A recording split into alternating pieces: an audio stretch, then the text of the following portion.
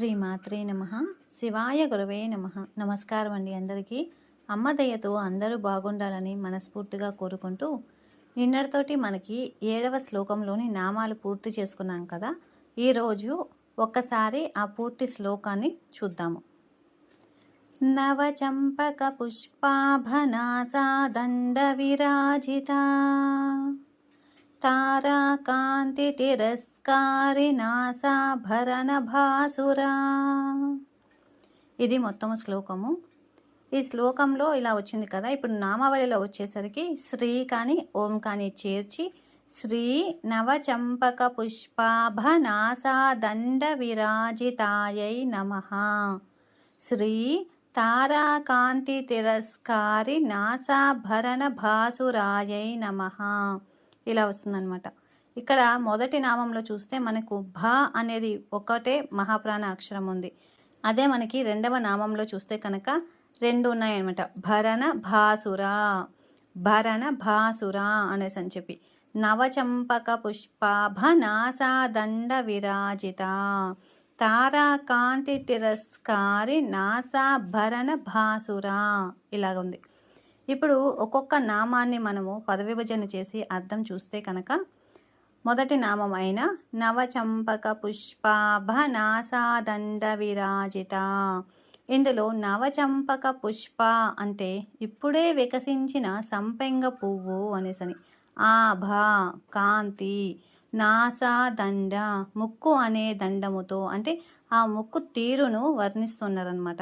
విరాజిత ప్రకాశించుచున్నది అంటే కొత్తగా వికసించిన సంపెంగ పువ్వు లాంటి ఆకృతి వర్ణము కలిగిన నాసికతో అమ్మవారు ప్రకాశిస్తున్నారు అని చెప్పి ఈ నామం అర్థము.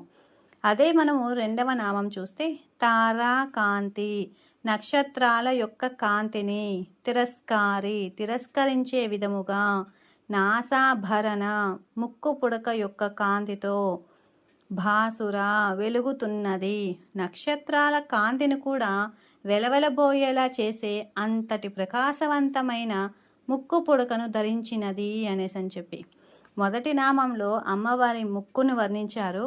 రెండవ నామంలో అమ్మవారు ముక్కుకు పెట్టుకున్న ముక్కెర గురించి, ముక్కు పుడక గురించి వర్ణించారనమాట. వసిన్యాది వాగ్దేవతలు వర్ణించారు. ఒక్కొక్కసారి శ్లోకం చూద్దాము. మీరు కూడా నాతో పాటు చెప్పడానికి ప్రయత్నించండి. నవచంపక పుష్పాభనాసా దండ విరాజిత తారాకాంతి తిరస్కారి నాసాభరణ భాసురా. నవచంపక పుష్పాభనాసా దండ విరాజిత తారాకాంతి తిరస్కారి నాసాభరణ భాసురా. ఈ శ్లోకంలో అమ్మవారి నాసిక భేదనం గురించి చెబుతున్నారు.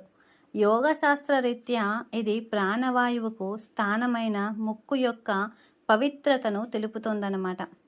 సంపెంగ పువ్వుకు సువాసన ఉంటుంది, కానీ తేనెటీగలు దాని దగ్గరకు కూడా రావు. అలాగే అమ్మవారి నాసిక అంతటి పవిత్రమైనది అనేసి చెబుతున్నారు. మనం ఈ శ్లోకాన్ని చెబుతున్నప్పుడు కానివ్వండి, రాస్తున్నప్పుడు కానివ్వండి, పఠించేటప్పుడు కానివ్వండి, ఎలాగైనా సరే మనసులో భావన ఎలా చేయాలి అంటే ముందుగా అమ్మవారి ముఖార విందాన్ని ధ్యానించాలి. ప్రశాంతంగా కూర్చొని అమ్మవారిని ఒకసారి అలా చూస్తూ అమ్మవారి ముఖాన్ని కళ్ళు మూసుకొని ఇప్పుడు అమ్మవారిని ధ్యానించాలి. అమ్మవారి ముఖాన్ని ఊహించుకోవాలి. అమ్మవారి ముక్కు సంపెంగ మొగ్గల తీర్చిదిద్దినట్లుగా చక్కగా ఉందని ఊహించుకోవాలి. ఇంకా అమ్మ పెట్టుకున్న ముక్కు పుడక ఉంది కదా, అందులో నుంచి వచ్చే కాంతి ఒక ధ్రువ నక్షత్రంలా మెరుస్తూ మనలోని అజ్ఞానం అనే చీకటిని తొలగిస్తోందని భావించాలన్నమాట.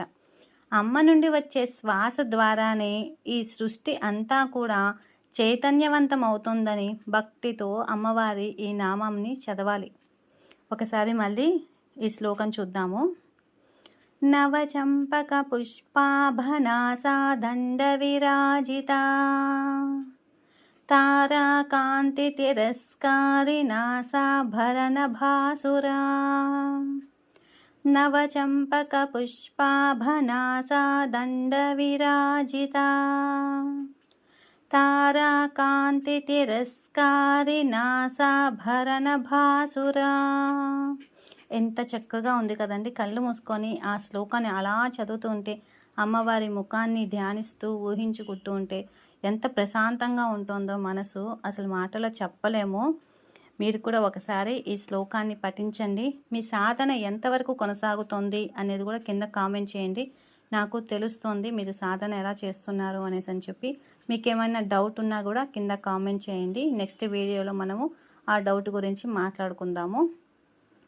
అందరూ కూడా శ్రీమాత్రే నమః అనేసని కామెంట్ చేయండి. ఒకసారి అమ్మని మనస్ఫూర్తిగా తలుచుకుందాము. శ్రీమాత్రే నమః అనేసని చెప్పి. నెక్స్ట్ వీడియోలో 8వ శ్లోకంలో మొదటి నామం గురించి తెలుసుకుందాము. ఇంకొక విషయము, మనకి తొందరలోనే హనుమ జయంతి వస్తుంది కదా. ఈ లోపుగానే నేను హనుమాన్ చాలీసా పూర్తి అర్థంతో మొత్తము వీడియో ఒకటి చేస్తాను. హనుమాన్ చాలీసా ప్రాముఖ్యత, అర్థము, ఎలా మనం భావన చేస్తూ చదువుకోవాలి అనేసి చెప్పి ఆ వీడియో కూడా తప్పకుండా చూడండి. నేను లింక్ అనేది మీకు ఆ వీడియో పెట్టిన తర్వాత పోస్ట్ కూడా చేస్తాను. మనకి వాట్సాప్ ఛానల్ ఉంది. ఎప్పటికప్పుడు కొత్త అప్డేట్స్ అనేటివి అందులో ఇస్తూ ఉంటాను. లైవ్ అప్డేట్స్ కూడా నేను అందులో షేర్ చేస్తూ ఉంటాను. ఇంకా ఎవరైనా జాయిన్ అవ్వకపోతే కనుక నేను కింద డిస్క్రిప్షన్లోను కామెంట్ బాక్స్లోను వాట్సాప్ ఛానల్ లింక్ అనేది ఇస్తాను. జాయిన్ అవ్వండి. మనము హనుమాన్ జయంతి రోజున హనుమాన్ చాలీసాని 3 సార్లు అందరం కలిసి లైవ్లో పారాయణం చేద్దాము. మీరందరూ కూడా అందులో జాయిన్ అవుతారనేసి ఆశిస్తూ శ్రీమాత్రే నమః. శివాయ గురవే నమః. సర్వం శ్రీ లలితార్పణమస్తు.